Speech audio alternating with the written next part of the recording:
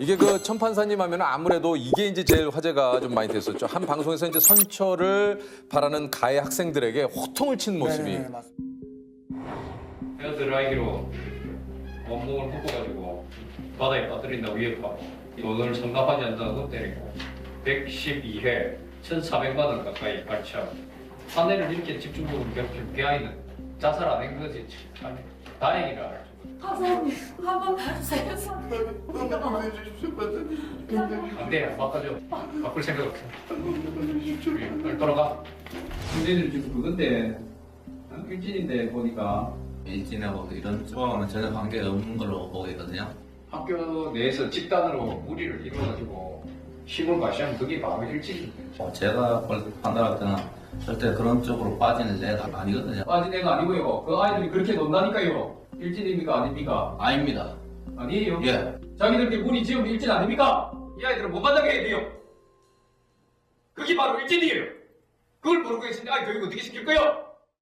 판사가 오죽했으면 호통을 치겠습니까? 채통도 없이. 소년 재판이 그 당시에 아이 한 명에 그 할애되는 시간이 평균 잡아보니까 3분밖에 안 돼요. 3분이요? 네. 아, 그럼 그 그냥 짧은 시간에 다 판결을 내리죠. 예, 너무 이제 사건이 많아서 아이들이 3분의 그 재판을 받고 집으로 돌아가게 되면 이 법정에 대해서 경각심을 못 가질 수가 있을 것 같아서 일본 같은 경우에는 한 건에 1시간 하던데 우리는 그 3분을 가지고 어떻게 활용할까 하는 마음에 이제 아이들이 다시는 법정에 서지 말기를 바라는 마음에서 이제 호통을 친 거죠.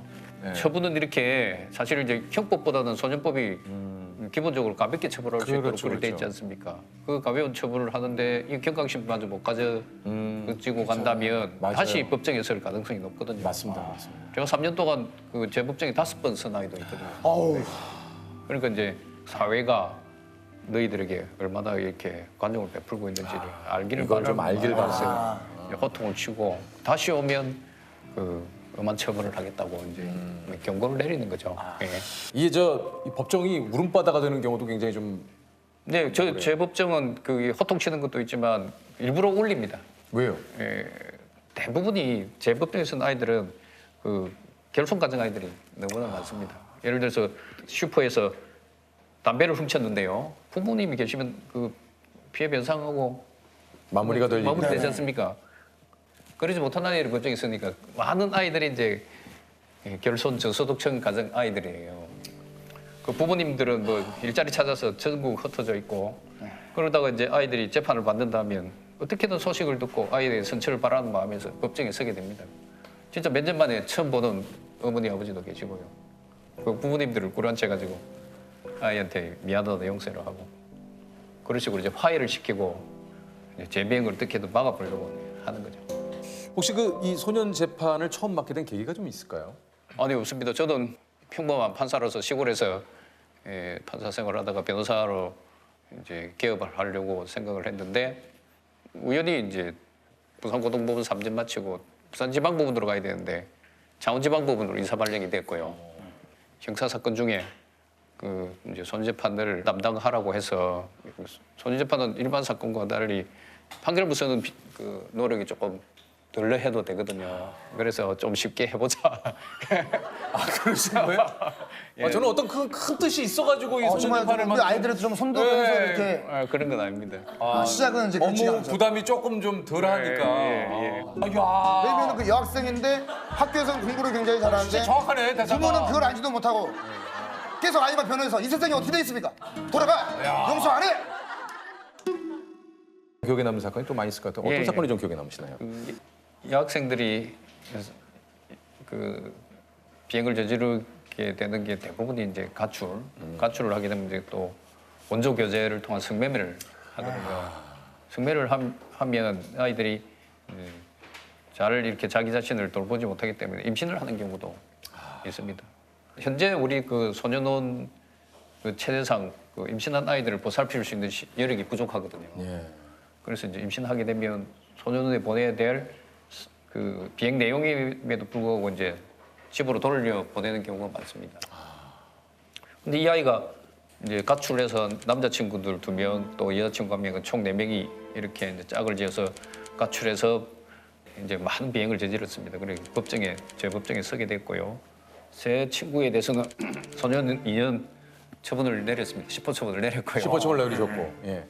이 아이도 10호 처분을 받아야 되는데 판사님 제가 임신했으니까 예, 지금 이게 임신한 이유가 그 원조교제 나갔다가 강제로 성폭행 당하고 그래서 임신한 거니까 낙태 조건이 되니까 낙태해야 된다고 집으로 돌려보내달라는 겁니다.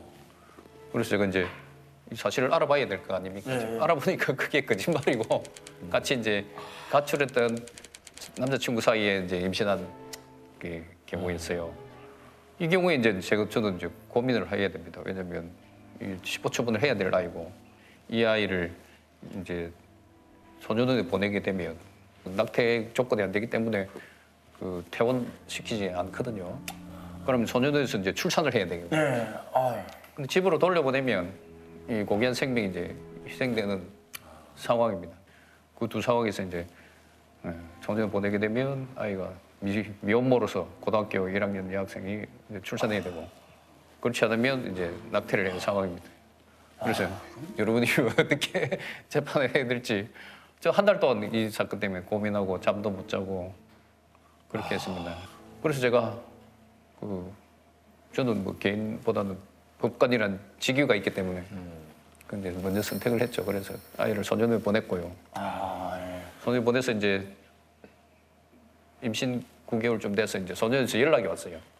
판사님 이제 이 아이가 이제 더 이상 낙태할 수 없으니까 집에 가서 출산할 수 있도록 해달라는 겁니다.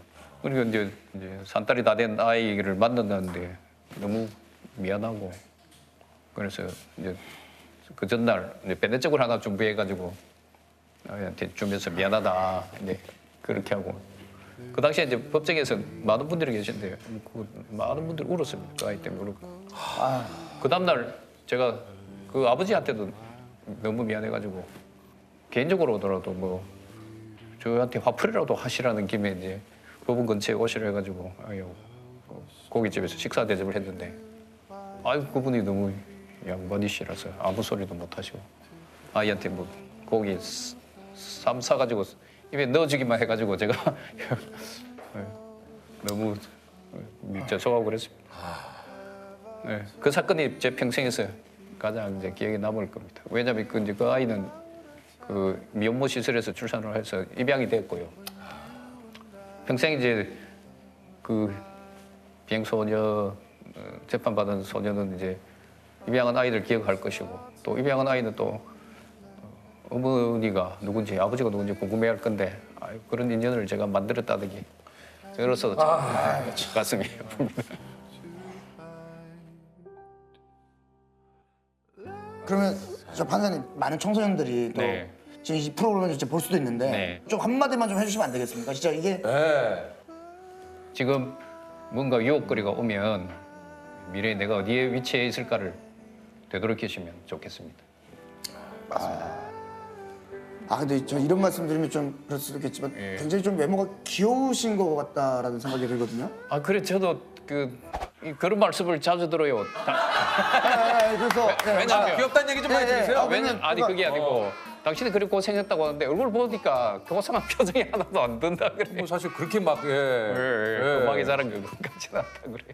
요즘 그 사회적으로도 그런 이슈에 대해서 많은 분들이 좀 처벌이 너무 가벼운 것이 아니냐.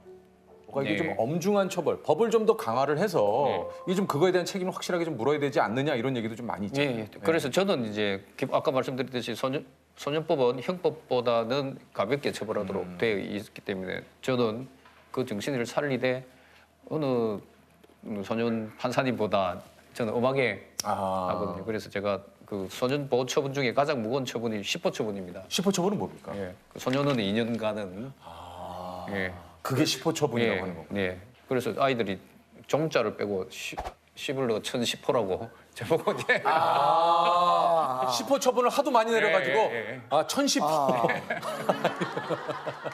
그래서 이제 저도 이제 벌할 때는 정확하게 하지만 처벌한 이후에 그럼 재부비행을 막기 위해서 우리 사회가 네, 좀 더 노력해서 그렇죠. 그런 그러니까 바람에서 지금까지 축구도 활동했습니다. 같이 하시고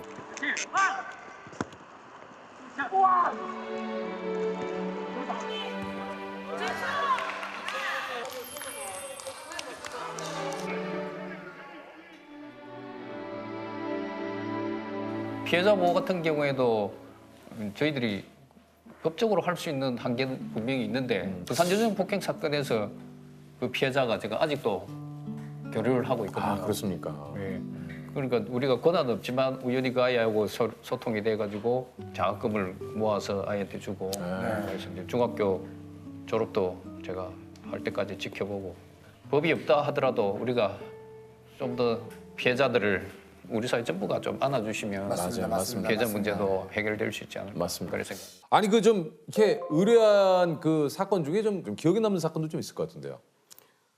제가 혹시 노숙 청소년 사건 들어보셨나요? 수원 노숙 청소년 사건. 그 들어본 것 같은데요. 네, 그 사건을 제가 했습니다. 그 사건에 대한 녹취를 다. 네. 수원의 한 고등학교입니다. 이곳에서 노숙소녀 15살 김모양이 숨진 채 발견됐습니다. 부검 결과 심하게 맞아 뇌출혈을 일으켜 숨진 것으로 밝혀졌습니다. 지난해 일어난 노숙 소녀 살해 사건의 주 용의자들은 집을 나가 거리에서 생활하던 노숙 10대 청소년들이었습니다. 18살 최모근 등 5명이 폭행을 주도했다는 사실을 밝혀냈습니다. 검찰 진술한 동영상, 영상 녹화. 왜 요즘은 검찰에서도 영상 녹화를 하잖아요. 하죠. 그 시간 분량으로 따지면 20시간 정도 되는 네, 분량이라고요. 네. 한 달 정도를 풀었습니다. 한 달이요? 네. 이 조서를 받다 보면 이 친구들이 5명이 있었기 때문에 이제 이 친구 조사받고 이 친구 조사받고 다 각기 조서를 받았잖아요. 한 사람한테 늘 이렇게 말을 하는 거예요. 그 조사하시는 분이 예, 아까 쟤도 이렇게 말을 했어.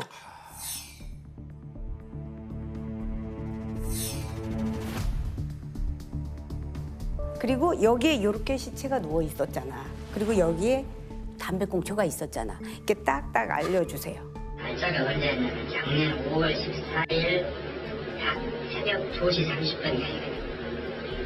그리고 정확한 장소는 그 고등학교 그 본관 건물 바로 앞에 있는 화단 옆에거든요. 그렇게 이제 알는데.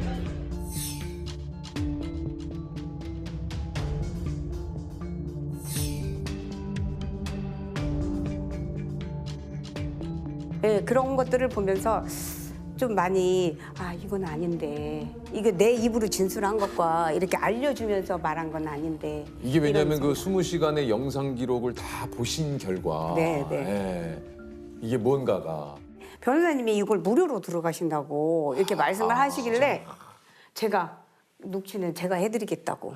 그러면 우리 저기 속 기사님도 무료로 해주시고 네네네네. 이야 그래도 그 시간이 걸려서 그래도 그 억울한 그렇죠. 이 누명을 쓴 진짜 우리 그 분들께서 이렇게 무죄 선고를 받았으니까 참 다행이에요. 근데 속 기사님 때문에 억울한 누명을 벗었던 경우들도 있을 것 같아요. 어느 날 이렇게 손님이 이렇게 녹취를 들고 오셨는데 아버지가 오셨어요. 예, 근데 아들 사건인데 아들이 교통사고가 나서 병원에 누워 있다는 거예요. 아들이 가해자로 몰려 있어요. 운전자로 해가지고 지금 사고가 나서 병원에 누워 있어서 아버지가 맡기러 오셨는데 아들이 일단 가해자로 된 거거든요. 그래서 이제 그 블랙박스를 빼왔는데 이 둘이 차 속에서 한 게 녹음이 되어 있었거든요. 근데 이제 마침 주유소를 들어가서 주유를 하는 그런 녹음이 되어 있더라고요. 근데 거기에서 주유구 열었어? 이게 아들이 물어보더라고요. 그래 열었어. 그러면 열은 쪽이 운전을 했다는 거잖아요. 주유하고 나와서 좀 가다가 빠당 이렇게 사고가 났거든요.